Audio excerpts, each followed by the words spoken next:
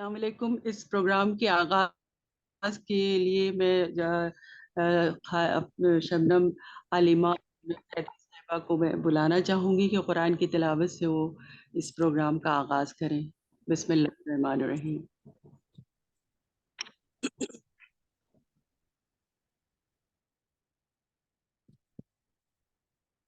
السلام علیکم ورحمۃ اللہ وبرکاتہ۔ اعوذ باللہ من الشیطان الرجیم، بسم اللہ الرحمن الرحیم، انا اعطیناک الکوثر فصل لربک وانحر ان شانئک ابتر۔ صدق اللہ العلی العظیم۔ اللہم صلی علی محمد وعلی محمد وعجل فرجہم۔ اللہم صلی علی محمد وعلی محمد وعجل فرجہم۔ اللہم صلی علی محمد وعلی محمد وعجل فرجہم۔ اعوذ باللہ من الشیطان الرجیم، بسم اللہ الرحمن الرحیم۔ رب اشرح لی صدری ویسر لی امری واحلل عقدۃ من لسانی یفقہوا قولی۔ صلوات پڑھتے ہیں۔ اللہم صلی علی محمد وعلی محمد وعجل فرجہم۔ خوب ہماری اصول دین کی بحث چل رہی تھی۔ ہم نے توحید کے بارے میں، اس کے بعد عدل کے بارے میں، اور پھر نبوت۔ یہاں تین رکن جو توحید کے اہم رکن ہیں، اصول دین کے تین اہم ارکان ہیں، اس کے بارے میں ہم نے مفصل گفتگو کی اور ان تمام چیزوں کو آپ کے سامنے بیان کیا۔ آج جو ہماری گفتگو ہے وہ امامت کے موضوع پر ہے، اور جیسا کہ آپ سب جانتے ہیں کہ اصول دین کی جو چوتھی بنیاد ہے وہ امامت ہے۔ امامت کے معنی کیا ہے؟ لغت میں اگر ہم امامت کے معنی دیکھیں تو امامت کے معنی رہبر اور پیشوا اور امام کے ہیں، یا دوسرے الفاظ میں اگر کہیں تو پیغمبر اکرم صلی اللہ علیہ وآلہ وسلم کے وسیع خلیفہ، یا ہم اپنے الفاظ میں کہیں ائمہ معصومین علیہ السلام کی رہبری کو جو ہے وہ امامت کا نام دیا گیا ہے۔ اور آپ سب جانتے ہیں کہ امامت جو ہے وہ شیعوں کی نظر میں اصول دین میں سے ایک اہم اصول ہے، اور امام کا فریضہ شیعوں کی نظر میں پیغمبر اسلام کی طرح جو ہے وہ تمام جو پیغمبر اسلام کے فرائض تھے وہی تمام فرائض جو ہیں وہ امام کے بھی فرائض ہیں، اور ان پر اعتقاد رکھنا بھی ہم پر کیا ہے؟ واجب ہے امامت پر۔ اب یہ کہ امامت کا ہونا کیوں ضروری ہے، تو ہم نے جیسا کہ نبوت کی بحث میں پڑھا تھا کہ نبوت کا ہونا جس مقصد کے لیے پروردگار عالم نے 1,24,000 نبیوں کو بھیجا، وہی مقصد جو ہے وہ امامت کا بھی ہے۔ یعنی نبوت کا مقصد کیا تھا؟ کیوں پروردگار عالم نے انبیاء کو بھیجا؟ آپ سب جانتی ہیں کہ انبیاء کو بھیجنے کا جو مقصد تھا وہ یہ تھا تاکہ لوگوں کی ہدایت کی جا سکے، لوگوں کی رہبری کی جا سکے، لوگوں کو صحیح راہ کو دکھانے کے لیے جو ہے وہ نبوت کو بھیجا گیا تھا۔ 1,24,000 انبیاء پروردگار عالم نے بھیجے، تو وہی تمام چیزیں جو نبوت کو ثابت کرتی ہیں وہی چیزیں جو ہیں امامت کو بھی ثابت کریں گی۔ اور یہی وجہ ہے کہ جس طرح سے ہم نے پڑھا کہ نبی کو جس طرح سے اللہ منسوب کرتا ہے اسی طرح سے امام کو بھی کیا ہے وہ اللہ ہی جو ہے وہ منسوب کرے گا۔ یہ چیز کیا ہے؟ یہ عقل بھی ہماری کہتی ہے کہ جس طرح سے نبیوں کو خدا نے منسوب کیا اس طرح سے امام کو بھی خدا ہی منسوب کرے گا، اور یہ خدا کی ذمہ داریوں میں سے ایک ہے۔ اور امام کی اب یہ سوال ہے کہ امام کو کیسے ہم پہچانے، امام کی پہچان کا کیا طریقہ ہے، کیسے امامت کو پہچانا جائے؟ تو امام کے بنیادی 2 شرطیں ہیں، یعنی ہم امام کو اگر پہچاننا ہے تو 2 اہم شرطیں بیان کی گئی ہیں۔ سب سے پہلی شرط کہ وہ علم رکھتا ہو، یعنی اپنے زمانے میں سب سے زیادہ علم اس کے پاس ہو، اور دوسری کیا ہے کہ وہ صاحب عصمت ہو، یعنی وہ تمام گناہ سے اور خطاؤں سے پاک ہونا چاہیے۔ اب ظاہر سی بات ہے کہ آپ دیکھیے کہ یہ دونوں چیزیں جو ہیں وہ انسان اس کو مشخص نہیں کر سکتا ہے، کس کے پاس کتنا علم ہے اور تمام لوگوں میں وہ سب سے زیادہ عالم ہے، یہ انسان مشخص نہیں کر سکتا ہے۔ اور دوسری چیز سب سے اہم، عصمت، کہ وہ گناہوں سے پاک ہو، یہ انسان اس کو جو ہے وہ معین نہیں کر سکتا ہے کہ کون انسان جو ہے وہ گناہوں سے پاک ہے، یہ انسان جان ہی نہیں سکتا، کیونکہ انسان صرف ظاہر کو دیکھتا ہے۔ صرف ایک ذات ہے کہ جو انسان کے ظاہر سے بھی اب واقف ہے اور انسان کے باطن سے بھی آگاہ ہے، اور وہ ذات خداوند عالم کی ذات ہے۔ تو آپ دیکھیں کہ یہ مشخص جو ہے وہ انسان کبھی کسی کو نہیں کر سکتا اس بات سے کہ یہ انسان آیا گناہوں سے پاک اور پاکیزہ ہے یا نہیں ہے، یہ صرف خدا ہی جو ہے وہ مشخص کر سکتا ہے۔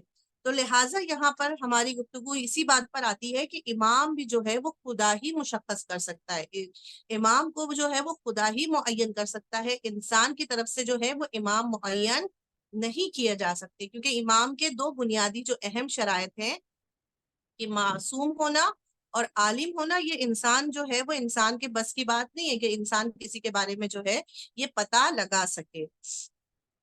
لہٰذا جو ہے وہ ہمارا یہ عقیدہ ہے کہ پیغمبر کے بعد جو ہے پروردگار عالم نے یہ رہبری کے سلسلے کو ختم نہیں کیا، بلکہ رہبری کا یہ سلسلہ جو ہے وہ جاری رکھا، اور ان کے بعد پروردگار عالم نے 12 جانشینوں کو ان کے بھیجا ہے کہ جو امام کے منصب پر فائز تھے اور جو ہماری رہنمائی اور ہماری جو ہے وہ ہدایت کے لیے دنیا میں بھیجے گئے۔ لہٰذا یہ بھی بحث بہت زیادہ امپورٹنٹ بحث ہے، ہم اس بحث کو انشاءاللہ آپ دیکھیے، اور یہی فرق ہمارے اور اہل سنت کے درمیان میں ہے کہ ہم امامت کے قائل ہیں، وہ امامت کے قائل نہیں ہیں۔ وہ کس چیز کے قائل ہیں؟ وہ لوگ رسول کے بعد خلافت کے قائل ہو گئے، اور یہیں سے جو ہے دو حصوں میں جو ہے وہ مسلمان تقسیم ہو گئے، اہل سنت میں اور شیعہ میں، کہ وہ رسول اللہ کے بعد جو جانشینی کا مسئلہ آیا ہے اسی میں جو ہے یہ اختلاف پیدا ہو گیا۔ لہٰذا ہماری بحث چونکہ امامت سے متعلق ہے، لہٰذا ہم یہاں پر امامت کے متعلق جو ہے وہ تمام چیزوں کو آپ کے سامنے بیان کریں گے کہ آیا امام پر ہمارے پاس کوئی دلائل ہے، کہ اگر ہم سے کوئی سوال کرے کہ آپ کے پاس کیا دلیل ہے کہ امامت کا ہونا ضروری ہے، تو ہم یہاں پر کچھ عقلی دلیلیں بیان کریں گے، کچھ تاریخی دلیلیں، اور کچھ قرآن سے جو ہے وہ دلیلوں کو اور روایتوں سے ہم دلیلوں کو یہاں پر پیش کریں گے، جس سے یہ ثابت ہوگا کہ رسول کے بعد جو ہے وہ مولائے کائنات جو ہے وہ ان کے جانشین ہے، اور امامت ان کی ہم ثابت کریں گے، اور اس کے بعد ہم 11 اماموں کی امامت کو جو ہے وہ ثابت کریں گے۔ تو سب سے پہلی چیز کہ امامت کا ہونا ضروری ہے، اس کے لیے ہم سب سے پہلی جو دلیل دیتے ہیں وہ دلیل، عقلی دلیل ہم جو دیں گے وہ ہے دلیل لطف، اس کو ہم کہیں گے دلیل لطف۔ لطف کا مطلب کیا ہوتا ہے؟ آپ سب جانتے ہیں لطف کا مطلب ہوتا ہے مہربانی۔ ہم کہتے ہیں نا خدا بہت، یعنی یہ بہت زیادہ آپ جو ہے وہ آپ کا لطف ہے، آپ کا کرم ہے، تو لطف کا مطلب ہوتا ہے مہربانی۔ ہمارے یہاں عقیدہ یہ ہے کہ خدا جو ہے بندوں پر خدا کا لطف ہے، اور اس کی بے پناہ محبت اور اس کی حکمت کا تقاضا ہے کہ پیغمبر اکرم کے بعد بھی خداوند عالم نے ہدایت کے سلسلے کو ختم نہیں ہونے دیا، بلکہ ہدایت کے سلسلے کو جاری رکھا، اور رسول کے بعد جو ہے اس نے ان کے 12 جانشینوں کو مقرر کر دیا کہ جو انسانوں کی ہدایت کے لیے آتے رہے، تاکہ انسان کو سعادت کی منزلوں تک پہنچا سکے اور قرب الہی تک پہنچا سکے۔ اور یہاں پر ایک چھوٹا سا مناظرہ بھی بہت بہترین مناظرہ ہے، جو ہشام امام جعفر صادق علیہ السلام کے اصحاب میں سے تھے، ان کے شاگردوں میں سے تھے۔ وہ کہتے ہیں کہ میں ایک مرتبہ جمعے کے دن بصرہ گیا، اور وہاں کی مسجد میں داخل ہوا، تو وہاں پر عمرو ابن عبید معتزلی جو اہل سنت کے بہت بڑے عالم دین تھے، کہا وہ بیٹھے ہوئے تھے، لوگ ان کو اطراف میں گھیرے ہوئے تھے، ان کے چاروں طرف سے لوگ گھیرے ہوئے تھے ان کو، اور ان سے سوال و جواب کر رہے تھے۔ تو ہشام کہتے ہیں کہ میں نے بھی ان سے کہا کہ مجھے بھی آپ سے ایک سوال ہے، تو انہوں نے کہا کہ جی بتائیے آپ کو کیا سوال ہے؟ تو ہشام نے کہا کہ میرا آپ سے یہ سوال ہے کہ آپ یہ بتائیے کہ کیا آپ کے پاس آنکھ ہے؟ تو بولے یہ کون سا سوال ہے، یہ کوئی سوال ہے؟ یہ تو بہت فضول سا سوال آپ کریں۔ انہوں نے کہا نہیں، میں آپ سے، میرا جو سوال ہے اصل میں اس تک آؤں گا، لیکن اس سے پہلے میں آپ سے یہ پوچھنا چاہتا ہوں کہ آپ کے پاس آنکھ ہے؟ انہوں نے کہا ہاں ہے آنکھ۔ کہا آنکھ کا کیا کام ہے؟ کہا آنکھ سے میں جو ہے وہ چیزوں کو دیکھتا ہوں، رنگوں کو مشخص کرتا ہوں۔ کہا آپ کے پاس زبان ہے؟ انہوں نے کہا ہاں ہے زبان۔ تو کہا زبان کا کیا کام ہے؟ کہا زبان سے جو ہے وہ ذائقے کا پتہ چلتا ہے، زبان سے ہمیں جو ہے وہ چیزوں کے بارے میں کہ یہ چیز میٹھی ہے، کھٹی ہے، یعنی تمام چیزوں کا ذائقہ پتہ چلتا ہے۔ انہوں نے کہا آپ کے پاس کان ہے؟ انہوں نے کہا بے شک ہے۔ کہا کان کا کیا کام ہے؟ کہا کان جو ہے وہ چیزوں کو سنتے ہیں، سننے کی یعنی کان کے ذریعے سے جو ہے وہ چیزوں کو ہم جو ہے وہ سنتے ہیں. کہا آپ کے پاس ناک ہے؟ کہا ہاں ہے. کہا ناک کا کیا کام ہے؟ کہا اس سے میں خوشبو سونگھتا ہوں، خوشبو اور بدبو کے فرق کو محسوس کرتا ہوں. تو پھر اس کے بعد وہ کہتے ہیں کہ اچھا یہ بتائیے کہ آپ کے پاس عقل ہے؟ تو انہوں نے کہا بے شک عقل بھی ہے. تو کہا اس عقل سے کیا کرتے ہیں؟ تو انہوں نے کہا کہ اگر ہمارے یہ اعضاء و جوارے جو ہمارے سینس ہیں اگر یہ مشکوک ہو جائیں تو عقل کا سہارا لیتے ہیں اور اس سے اپنے شک کو دور کرتے ہیں. یعنی اگر سینس کام نہ کریں تو پھر اپنے عقل کے ذریعے سے ہم اس شک کو دور کرتے ہیں. یعنی عقل کا کام اعضاء و جوارے کی ہدایت کرنا، یعنی ہمارے جو یہ پارٹس ہیں ان کی ہدایت کرنا ہے. تو حشام نے کہا، حشام کہتے ہیں کہ میں نے کہا کہ میں آپ کی بات کی تائید کرتا ہوں کہ آپ نے بالکل صحیح کہا ہے کہ خدا نے عقل کو اعضاء و جوارے کی ہدایت کے لیے خلق کیا ہے. تو اب میں آپ سے کہتا ہوں کہ کیا یہ کہنا صحیح ہے کہ خدا نے آنکھ، کان اور زبان اور دوسرے تمام اعضاء کو بغیر ہدایت کرنے والے کے، بغیر رہبر کے نہیں چھوڑا؟ تو مسلمانوں کو پیغمبر اکرم جو ہے وہ بغیر ہادی کے، بغیر رہبر کے کیسے چھوڑ سکتے تھے؟ تاکہ لوگ شک و شبہ میں مبتلا ہو جائیں، لوگ آپس میں اختلاف کر بیٹھیں اور یہ دین اسلام برباد ہو جائے. تو کیا عقل اس بات کو قبول کرتی ہے کہ خدا جب ایک آنکھ، کان، ناک کو بھی جو ہے وہ بنا ہدایت کرنے والے اور ہادی کے جو ہے رہبر کے خدا نے نہیں بھیجا دنیا میں، یعنی عقل کو رکھا ہے تاکہ ہماری ہدایت کر سکے، تو کیسے اتنی بڑی امت کو جو ہے وہ رسول اللہ بنا ہادی اور رہبر کے جو ہے وہ چھوڑ کر چلے جا سکتے تھے؟ تو یہ ایک عقلی دلیل ہے کہ جس کے ذریعے سے اگر کوئی ہم سے سوال کرے تو ہم اس کو جواب دے سکتے ہیں. اور دوسرا جو ہے وہ دلیل ہمارے پاس عقلی ہدف خلقت ہے. ہدف خلقت یعنی ہماری خلقت کا ہدف کیا ہے؟ میں نے بتایا کہ ہماری خلقت کا جو ہدف ہے کہ اللہ نے اس پوری دنیا کو ہمارے لیے بنایا ہے، اور ہمیں کس کے لیے بنایا ہے؟ اپنی عبادت کے لیے، اپنے قرب کے لیے. وما خلقت الجن والانس الا لیعبدون، میں نے جن و انس کو خلق نہیں کیا مگر اس لیے کہ وہ میری عبادت کریں. میری عبادت کرنے سے کیا مراد ہے؟ یعنی ہمیں خدا کی قربت کو حاصل کرنا ہے. یعنی ہماری ہدف، خلقت ہدف ہمارا کیا ہے؟ خدا کی قربت کو حاصل کرنا.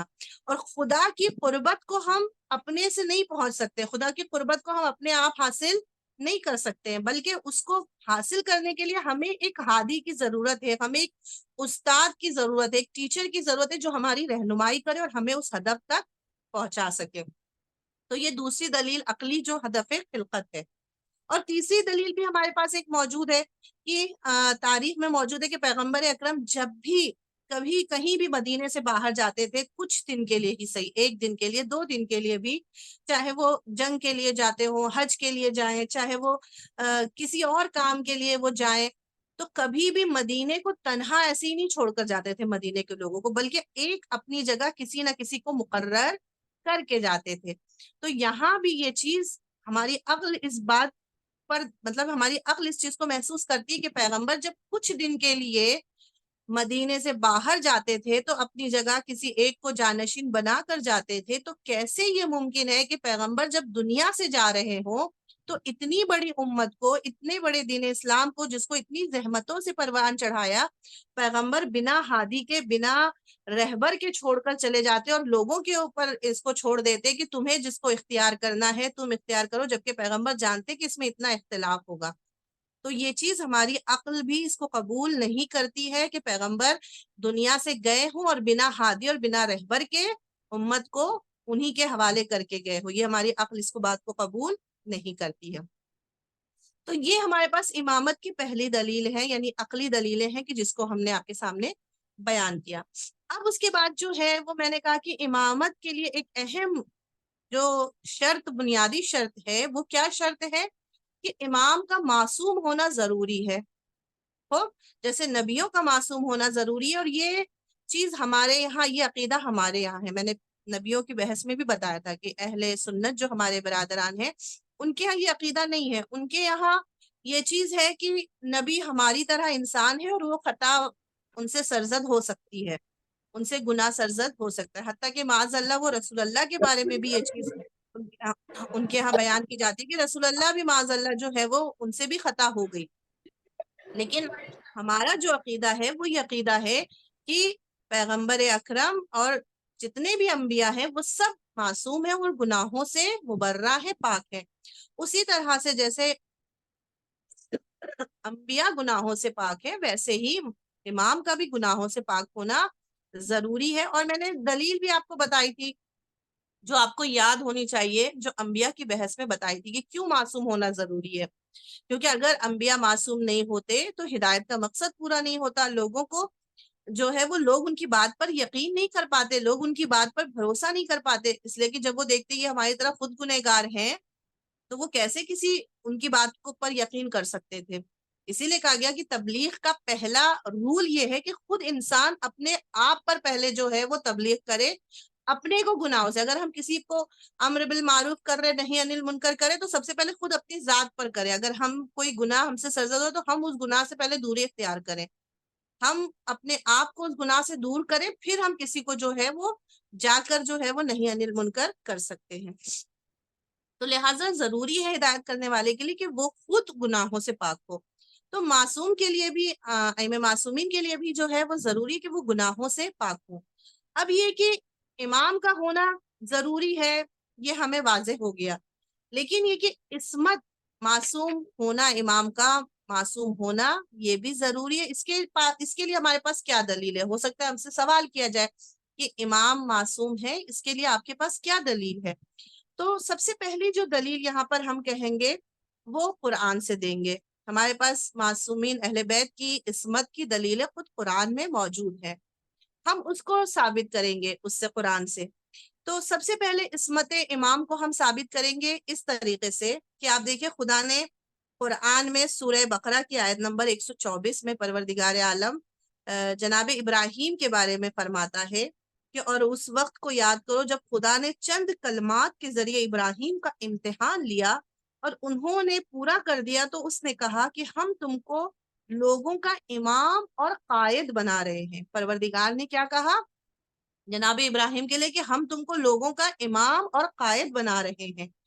تو جناب ابراہیم نے عرض کی کہ کیا یہ عہدہ میری ذریت کو بھی ملے گا، یعنی میری اولاد میں بھی یہ عہدہ منتقل ہوگا؟ تو پروردگار کا ارشاد ہوا کہ یہ عہدہ امامت ظالمین تک نہیں پہنچے گا. قال لا ینال عہد الظالمین، یعنی قرآن میں موجود ہے یہ آیت کہ خدا نے کہا کہ یہ عہدہ امامت ظالمین کو نہیں پہنچے گا. تو آپ دیکھیے کہ خدا نے یہاں پر صاف لفظوں میں بولا ہے کہ عہدہ امامت ظالمین کو نہیں پہنچے گا. اب یہاں پر ہم اس کو ثابت کریں گے کہ ظالم کون ہے. اب اگر ہمیں قرآن سے ثابت کرنا ہے تو ہم یہاں پر ثابت کریں گے کہ ظالم کون ہے. تو قرآن میں خود 3 جگہوں پر اللہ نے جو ہے وہ ظلم کا لفظ استعمال کیا ہے. کہا سب سے پہلی کہ ظالم کون ہے، کہا جو لوگ خدا کا شریک مانے وہ ظالم ہے. دوسرا جو انسان دوسرے انسان پر ظلم کرے وہ ظالم ہے. اور تیسرا ظالم کون ہے، کہا جو اپنے نفس پر ظلم کرے وہ ظالم ہے. تو یہ 3 لوگوں کو کیا ہے قرآن نے ظالم کہا ہے، اور خدا کہہ رہا ہے کہ یہ عہدہ ظالمین کو نہیں پہنچے گا. تو اب یہاں پر نتیجہ کیا نکلے گا، یعنی اپنے نفس پر بھی ظلم کرنے والا ظالم ہے، جو خدا کا شریک بنائے وہ بھی ظالم ہے، جو دوسروں پر ظلم کرے وہ بھی ظالم ہے، جو اپنے آپ پر اپنے نفس پر ظلم کرے یعنی جو گناہ کرے. اپنے نفس پر ظلم کرنے سے کیا مراد ہے، جو خود گناہ کرے تو وہ بھی ظالم ہے، تو جو خود گناہ کرے وہ بھی ظالم ہے. تو اب اس طریقے سے یہ چیز کیا ہوتی ہے کہ دنیا میں اگر ہم دیکھیں تو 4 قسم کے لوگ ہو گئے جو اپنے نفس پر ظلم کرتے ہیں، جو گناہ کرتے ہیں.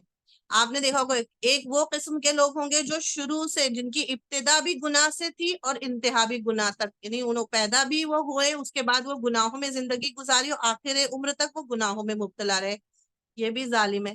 ایک وہ لوگ ہیں کہ جنہوں نے ابتدا میں گناہ کیا لیکن آخری وقت میں وہ ٹھیک ہو گئے، وہ نیک ہو گئے. تو اگرچہ وہ نیک ہو گئے لیکن پھر بھی یہ کیا انہوں نے اپنے نفس پر ظلم کیا کہ نہیں، کیونکہ شروع میں تو انہوں نے گناہ کیا.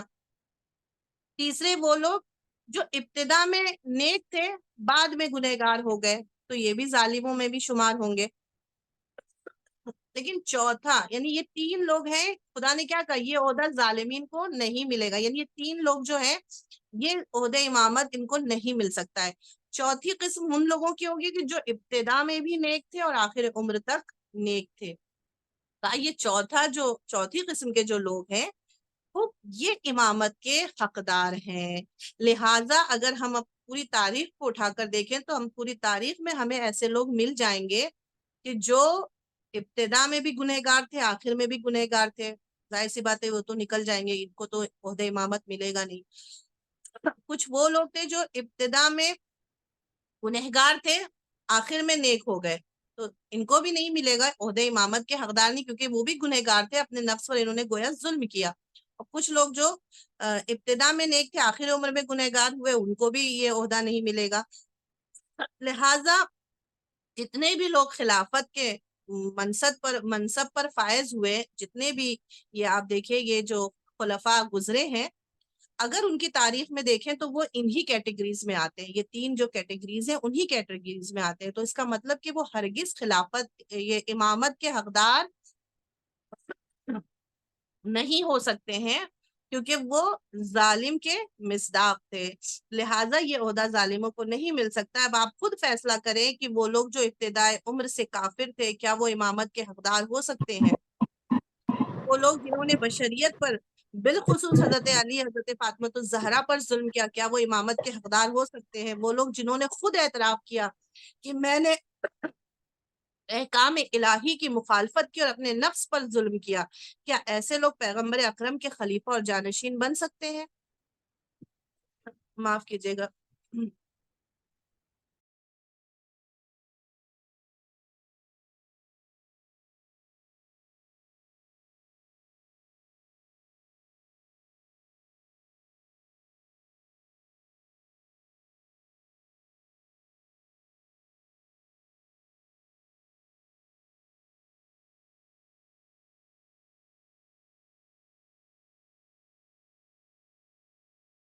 ایک سلوات پڑھ دیجئے۔ اللهم صل على محمد اللهم صل على محمد وعلى محمد وعجل فرجه۔ تو اس سے ثابت کیا ہو گیا کہ اس سے یہ ثابت ہو گیا کہ امامت کا عہدہ فقط اس کو ملے گا کہ جو ابتدا سے بھی جنہوں نے کبھی گناہ نہیں کیا اور آخر عمر تک جنہوں نے کبھی ایک گناہ کا بھی تصور نہیں کیا، وہی جو ہے وہ امامت کے حقدار ہو سکتے ہیں۔ اور دوسرا علم امام تو ہم یہ دیکھتے ہیں کہ دنیا میں رسول کے بعد اگر کوئی کامل علم رکھنے والی کوئی ذات تھی تو وہ اہل بیت علیہ السلام کی ذات تھی، کہ جن کا علم سب سے زیادہ جو ہے وہ کامل تھا، اور وہ ہر اعتبار سے تمام جتنے بھی اس وقت کے لوگ تھے ان سب سے ہر اعتبار سے افضل تھے، لہٰذا جو ہے وہ ان کا علم بھی چونکہ کامل تھا، لہٰذا وہی امامت کے بھی جو ہے وہ حقدار ہے۔ تو اس کے بعد جو ہے وہ اب ہماری بحث یہ آتی ہے کہ ہم نے امامت کو ثابت کر دیا کہ امامت کا ہونا کیوں ضروری ہے اور امام کا معصوم ہونا بھی کیوں ضروری ہے۔ اب ہماری یہ بحث آتی ہے کہ ہم مولا علی کی امامت کو مانتے ہیں، یعنی رسول اللہ کے بعد ان کا جانشین ہم مولا علی کو مانتے ہیں، تو ہمارے پاس اس کی کیا دلیل ہے کہ رسول اللہ کے بعد مولا علی جو ہے وہ ان کے جانشین ہے؟ اس کی ہمارے پاس کیا دلیل ہے؟ تو اس پر ہمارے پاس بہت ساری دلیلیں ہیں۔ سب سے پہلے عقلی دلیل کو ہم پیش کریں گے۔ عقلی دلیل وہ ہے کہ ہم یہ کہیں گے کہ ہم اس میں دو مقدمے کو، چھوٹے سے مقدمے کو بنائیں گے، پھر اس کے بعد نتیجہ بیان کریں گے۔ پہلا مقدمہ کہ عقل یہ کہتی ہے کہ جو انسان تمام فضائل اور کمالات میں سب سے زیادہ بلند اور بالا ہو، وہی جو ہے وہ جانشین بننے کا حقدار ہے۔ ظاہر سی بات ہے، عقل اس کو کہتی ہے کہ اگر ایک گروپ ہے اس میں سب سے زیادہ جو فضیلت رکھنے والا ہے اسی کو تو لیڈر بنایا جاتا ہے، اسی کو تو رہبر بنایا جاتا ہے۔ تو جتنے بھی انسان ہیں اس میں تمام انسانوں میں تمام فضائل میں جو سب سے زیادہ فضیلت رکھنے والا ہو، چاہے وہ تقویٰ ہو، یقین ہو، صبر ہو، زہد ہو، شجاعت ہو، سخاوت ہو، عدالت ہو، عصمت ہو، ہر اعتبار سے جتنے بھی فضائل ہیں اس میں سب سے زیادہ جو فضیلت رکھنے والا ہے وہی کیا ہے؟ ہادی اور رہبر بننے کا حقدار ہے۔ اور دوسرا مقدمہ یہ ہے کہ اگر کوئی افضل موجود ہے تو مفضول کو اس پر ترجیح نہیں دی جا سکتی ہے۔ تو مفضول کو فاضل پر ترجیح دینا قبیح ہے۔ تو مفضول کون ہے؟ مفضول فاضل جس کا جو سب سے زیادہ افضل ہو، مفضول جو اس سے نیچے ہو۔ تو اگر کوئی فاضل ہے تو مفضول کو اس کے اوپر ہم ترجیح نہیں دے سکتے ہیں، یہ بھی ہماری عقل کہتی ہے۔ تو نتیجہ کیا نکلا کہ حضرت علی علیہ السلام ہی تمام انسانوں میں سب سے زیادہ افضل تھے، لہٰذا وہی رسول اللہ کے حقیقی جانشین بننے کے حقدار ہیں۔ تو یہاں سے ہم نے مولا علی کی امامت کو ثابت کیا کہ اس وقت کے تمام انسانوں کو جب ہم نے دیکھا تو ہر اعتبار سے جتنے بھی فضائل ہیں ان تمام فضائل میں سب سے زیادہ بافضیلت ترین انسان مولا کائنات ہے. تو جب بافضیلت ترین انسان موجود ہو تو پھر اس سے کمتر کو اس پر فضیلت نہیں دی جا سکتی ہے، برتری نہیں دی جا سکتی ہے. اور دوسری جو دلیل ہے وہ وہی معصوم ہونا، کہ امام علی علیہ السلام جو ہیں وہ معصوم ہیں. اس کی اب کیا دلیل ہے ہمارے پاس؟ تو اس کی بہت ساری دلیلیں ہمارے پاس موجود ہیں. لوگ جیسے ہم سے اگر کوئی سوال یہ کرے کہ مولا کائنات یا ائمہ معصومین کو آپ معصوم مانتی ہیں تو اس کی دلیل کیا ہے آپ کے پاس؟ تو ہم قرآن سے دلیل دے دیں. اگر قرآن ہماری دلیلوں کو ایسے نہیں مانتے تو قرآن کی تو دلیلوں کو مانیں گے، تو ہم قرآن سے دلیلیں پیش کر سکتے ہیں. سب سے پہلی دلیل خود آیت تطہیر جو قرآن میں موجود ہے، کہ جس میں پروردگار کیا فرما رہا ہے، انما یرید اللہ لیذھب عنکم الرجس اہل البیت ویطہرکم تطہیرا، کہ بس اللہ کا ارادہ یہ ہے کہ اہل بیت تم سے ہر برائی دور رکھے اور اس طرح سے پاک و پاکیزہ رکھے جو پاک اور پاکیزہ رکھنے کا حق ہے. تو یہاں پر اللہ نے اہل بیت کو ہر رجس سے، ہر برائی سے، ہر جو ہے وہ جتنی بھی چیزوں کو ہم نجس اور بری چیزوں کو ہم تصور کر سکتے ہیں، اہل بیت کو اللہ نے ہر اس چیز سے کیا ہے وہ دور رکھا ہے. تو یہاں لفظ اہل بیت کا لفظ آیا ہے. تو اہل بیت سے اب یہاں پر ہو سکتا ہے لوگ کہ اہل بیت میں تو بہت سارے شامل تھے، رسول اللہ کے تمام گھر والوں کو ہم اہل بیت کہہ سکتے ہیں. تو ہم کہیں گے نہیں، آپ ہمارے پاس روایتیں موجود ہیں کہ اہل بیت سے مراد کون ہے. بہت سے لوگ کہتے ہیں بھائی رسول اللہ کی ازواج بھی اہل بیت میں شامل ہیں. تو ہم یہاں پر دلیل ہمارے پاس موجود ہے کہ اہل بیت سے مراد کون ہے. یہ خود یہ جو روایتیں میں آپ کے سامنے بیان کر رہی ہوں، یہ اہل سنت کی کتابوں میں بھی یہ روایتیں موجود ہیں کہ امام حسن علیہ السلام اپنے خطبے میں فرماتے ہیں کہ ہم اہل بیت ہیں جن کے واسطے خدا نے قرآن میں آیت نازل فرمائی اور پھر آپ نے اسی آیت کی تلاوت کی. یعنی امام حسن بتا رہے کہ ہم اہل بیت ہیں، یعنی ہم سے مراد ہم یعنی امام حسن اور امام حسین اور ان کے والد ہیں. یا انس بن مالک کہتے ہیں کہ رسول خدا 6 مہینے تک نماز کے وقت جب بھی جناب زہرا کے گھر پہنچتے تھے تو فرماتے تھے اے اہل بیت وقت نماز ہے، اور پھر اس آیت کی تلاوت کرتے تھے انما یرید اللہ لیذھب. یا ابن عباس کہتے ہیں کہ رسول خدا 9 مہینے تک وقت نماز جناب امیر کے دروازے پر آ کر فرماتے تھے السلام علیکم یا اہل البیت. تو یہاں پر دیکھیے رسول اللہ جناب فاطمۃ الزہرا کے دروازے پر آ کر ان کو اہل بیت سے مخاطب کرتے تھے. یا مولا کائنات فرماتے کہ رسول خدا ہر روز صبح ہمارے گھر دروازے پر آ کر فرماتے تھے خدا آپ پر رحمت نازل کرے، اور پھر اے اہل بیت خدا آپ پر رحمت نازل کرے، اور اس آیت کی تلاوت کرتے تھے. تو آپ دیکھیے کہ اسی سے واضح ہو جاتا ہے کہ اہل بیت سے مراد فقط اور فقط پنجتن پاک ہے، یعنی رسول اللہ کے بعد رسول اللہ کی دختر مولا کائنات اور ان کے فرزند امام حسن اور امام حسین ہیں. یعنی یہی فقط جو ہے وہ اہل بیت ہیں، اور ان کے لیے آیت نازل ہوئی کہ وہ ہر رجس سے دور ہیں.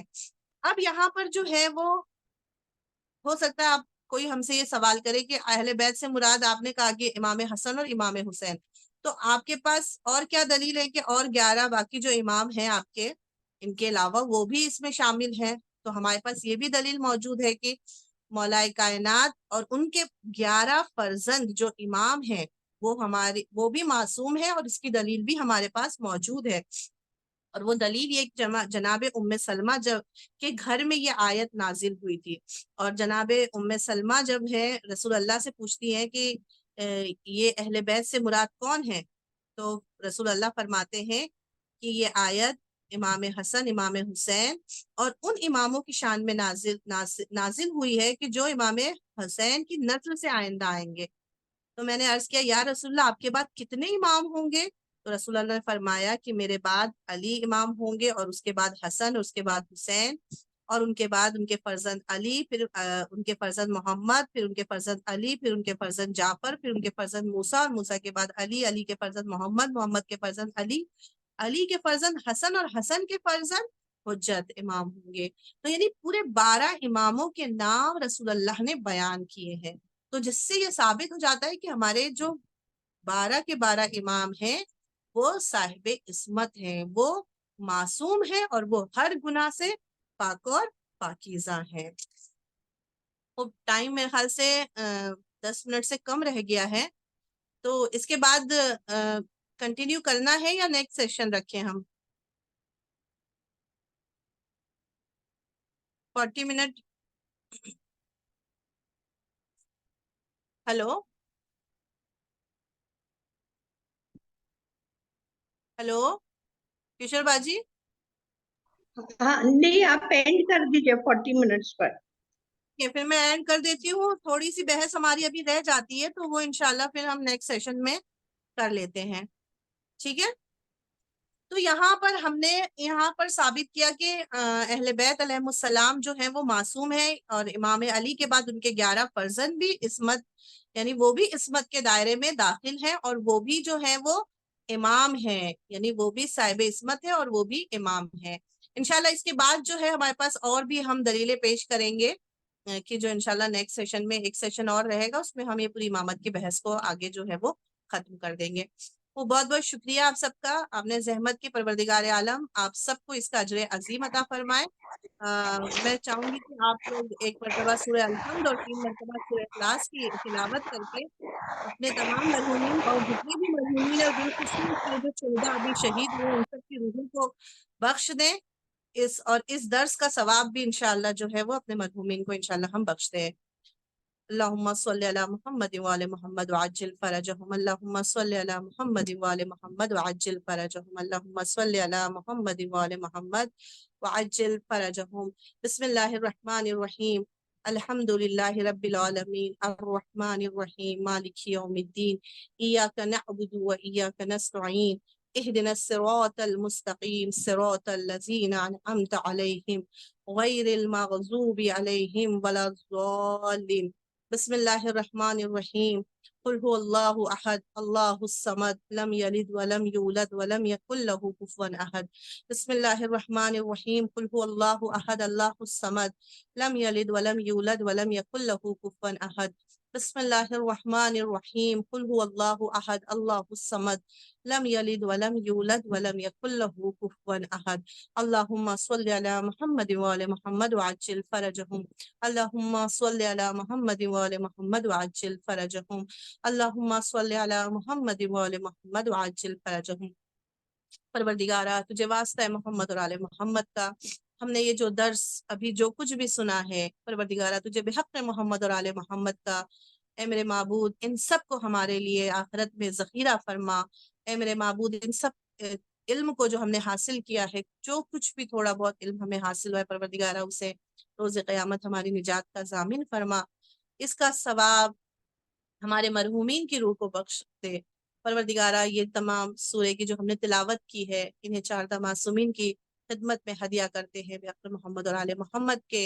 پروردگارہ اس کا جو بھی اجر و ثواب ہے وہ تمام ہمارے شہداء کی خدمت میں، تمام شہداء ایران، عراق، شہداء کربلا، شہداء سیریا، شام، لبنان، اور یہ ابھی شہداء جو ابھی ہمارے شہید ہوئے ہیں ان سب کی خدمت میں ہم ہدیہ کرتے ہیں.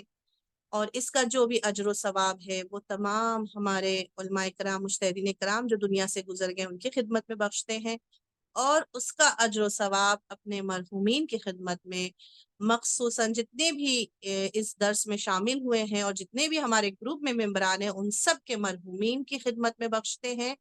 اور خصوصاً جن کے کچھ نام دیے گئے میں ان کے نام لینا چاہوں گی. مرحومہ رئیس فاطمہ بنت سید عابد حسین، مرحوم سید اختر حسین جعفری، مرحوم سید تزین پاشا، مرحوم سید مرحومہ احمدی بیگم، مرحوم سید جعفر حسین جعفری، مرحومہ سعید فاطمہ، مرحوم سید عابد حسین، مرحومہ نیلوفر بیگم، مرحومہ ذاکیہ بیگم، مرحومہ ثریا نقوی، مرحومہ سروری خاتون، مرحومہ کنیز فاطمہ، مرحومہ سیدہ شیراز فاطمہ، مرحوم سید سردار حسین، مرحوم محمد طاہر، مرحومہ قمر النساء، اور جتنے بھی ہمارے ممبران ہیں تمام قرآن گروپ کے جتنے بھی ممبران ہیں ان کے مرحومین کی خدمت میں بخشتے ہیں.